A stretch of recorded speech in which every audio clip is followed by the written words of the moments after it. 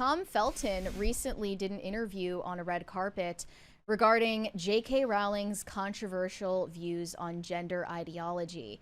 And this is because he is currently playing Draco Malfoy, his original character, in a stage play of The Cursed Child. So this is back on his radar. They asked him what he has to say about the controversy around JK Rowling's political views and whether it impacts him. He says, it doesn't. And it's just a funny turn of events when the villain in the movie turns out to be the nicest person that's ever worked with her. Yeah. Yeah, let's watch this clip here. How does the sort of Twitterverse controversy around JK Rowling's views impact you at all, or impact your work on the world at all? No, I can't say it does. I'm not really that attuned to it. The only thing I always remind myself is that I've been lucky enough to travel the world. Here I am in New York, and I have not seen anything bring the world together more than Potter. And she's responsible. Even the way he says it, there's exactly how he says it in the movie. For that, so I'm incredibly grateful. Yeah. He was almost about to start laughing toward the end of the clip. Yeah. Because I think he knew that this was coming. He had a scripted response already prepared in his mind because he knew this would happen, and Variety is notorious for this. But these were a few of the pissed off responses. What would a privileged straight white cis male know about the oppression faced by my trans colleagues? Another one said, what a privileged straight white man take. And another one said, I mean, of course they don't impact him. He's not the target of her scorn. I mean, but he becomes the target of your scorn when he doesn't talk about what you want him to talk about. He did. It's seemingly insignificant to just make this like 30-second remark that restrains from throwing JK Rowling under the bus. But what he did was a big deal because it was going to cause him to, you know, get just as much backlash. Yeah, and then he has to deal with the backlash for however long they have to be angry at him until they move on to the next target. He's going to be labeled the same way. He's going to be labeled the transphobe, the bigot. So he really went out on a limb for JK Rowling, and I think it was only him and some of the older actors and then the actress who played Luna Lovegood who have said anything positive about JK Rowling since then. Yeah. The rest of them have just been happy to bite the hand that feeds them, essentially. I do kind of laugh deep down about how screwed every single one of these new actors is for the next... The children? Like all the adult actors are going to get even more questions about this because it's going to be deemed more acceptable to talk to the adults about this. The kids will get that more once they come of age. I do believe that they'll ask these questions mildly less of the kids, but the adults are going to get it in every interview. And all the other actors from the prior movies, they got a decade longer of not having to answer questions about stuff like, I mean, almost 2 decades when you think about it. 2001 when the movie came out. We got all the way to 2017 before she started her current views, I think. Is it later than that? It was around then. So they got 2 decades of not having to... But she was early. She was early to this issue. They got 2 decades of interviews where they got to just talk about the movie, and now that's never going to happen for these new actors taking on the series. I do still see people that are saying that the show's going to tank and fail.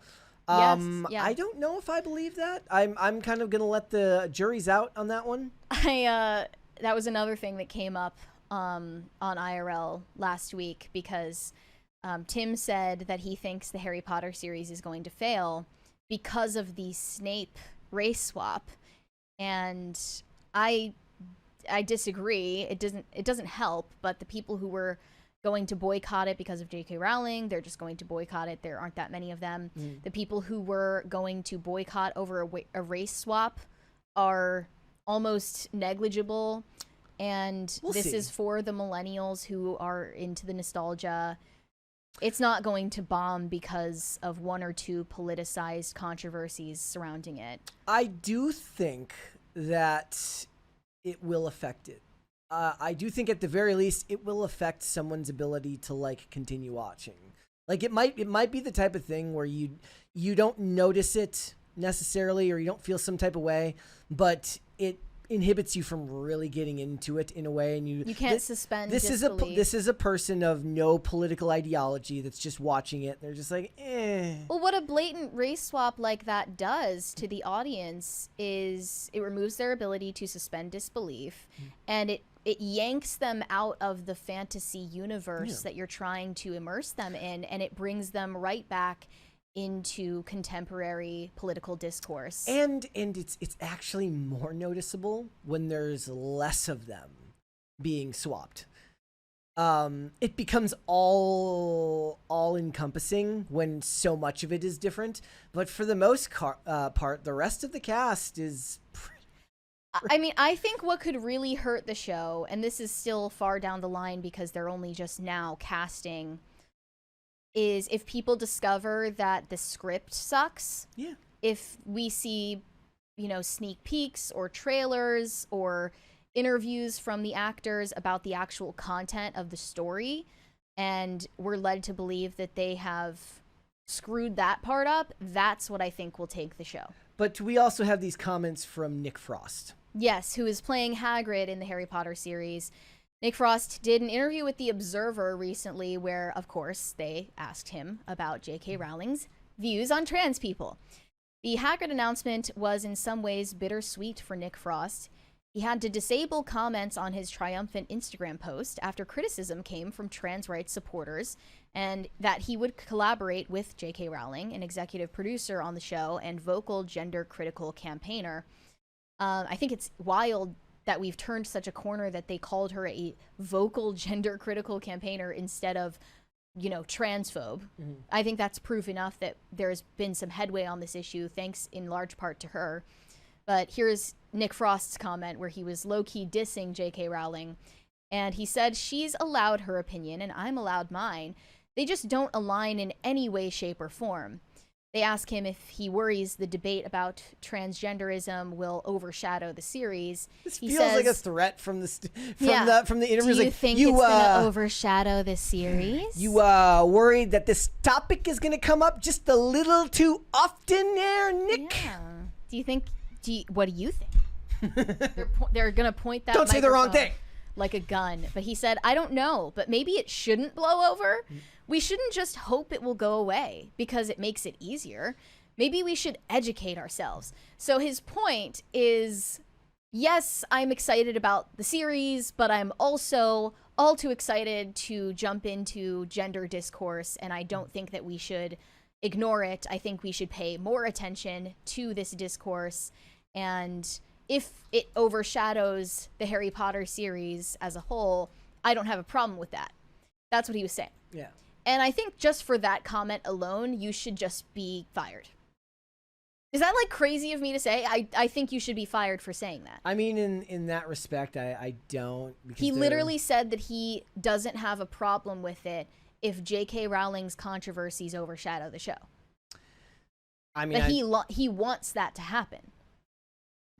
That's essentially what he said. I mean, should be fired. I don't know. I don't care. I don't know if it's a reason to fire him. I think it's a reason to pull him off the line and give him some media training. I mean, that should have happened, or at the very least, already. Or we could trust that he's a responsible adult who knows the implications of promoting a show or movie in an unwise manner. Then the idea here is I'm guessing that most of these people got some type of media training. Then you go to the person who did that media training, you said, did you prepare him for this question? Was this what you told him to say? And if they say yes, then you fire the media trainer. Now, Sure. if what he said was different than what they advised him to talk about in this situation, then, I think they're early enough out that you give them a warning and you say one more F up before the release. Actually, you know what? You're right, because if they don't do it now, They're then about there's to film. if you don't do it now, then there's no time afterwards to They're about to to film, and they don't need a problem child involved in this. I do like this, though. Let's face it, there's Draco Malfoy in the upcoming Harry Potter and the Cursed Child. It looks like a rap album cover. Looks sick. He looks, this picture goes hard. Yeah. Somebody in the chat said Brett might be a little bit too old to like Harry Potter. That was literally came out when I was a kid. You were into Harry Potter, and I wasn't. Yeah. As I love those books when I was a kid, but that was again, 25 years ago. But the books mattered more to you than the movies? Yeah. Oh, yeah. Because for a lot of people, they care more about the movies than the books. The movies were fine, I guess. But I enjoyed a lot of the... there was a YouTuber who did a series. He does a series called Lost in Adaptation, where he did the difference between the books and the movies, and he's since taken them down. I think he's very vehemently against JK Rowling's views on transgender issues, so he took his series down. But he had a great video set where he would, go through what he liked about the books, what he liked about the movies, and then he would compare where the books and the movies were different. And it was actually really sad when he took them down, but he just doesn't align with her on this issue, so I think he just didn't want to promote her in any way. I just think that you shouldn't be given the slap on the wrist. You shouldn't be given the leeway at this stage in the game. Knowing how big of an opportunity this is, shut up and be grateful. Stop causing problems. Yeah, Even what Papa Esiadu did when he signed the petition that named JK Rowling, and it was against the Supreme Court ruling in the UK, which defined biological sex. Fire him for that. He shouldn't have been hired in the first place because obviously the race swap was a terrible idea. But after that, if your own conduct is marring the public image of the project you're going to be in for the next 8 years, you deserve to be fired instantly with not a second thought. You should be fired. Absolutely. Tom Felton gave the gold standard as far as answers that basically say, look, gratitude for the opportunities that I've been given. And that's not a very hard thing to do. But I think most What of if them Tom Felton got the Snape role? There was pictures of that. Let me see if I was actually... He should have gotten the Snape role. I was actually just looking at a picture of that. Somebody had now that I think about that, pulled up about this of him as Snape. That was really, really funny. I laughed when I saw that. But... that would have been a far better choice. He would have been both for publicity reasons and just keeping accuracy to the book. Here's a photo of it. Yes. Yeah. I'm all in. I'm all in for this. Thanks for watching. Listen to full episodes of Pop Culture Crisis on Spotify. Keep up with us on social media and make sure you subscribe and ring that bell so you never miss the show. Bye, guys.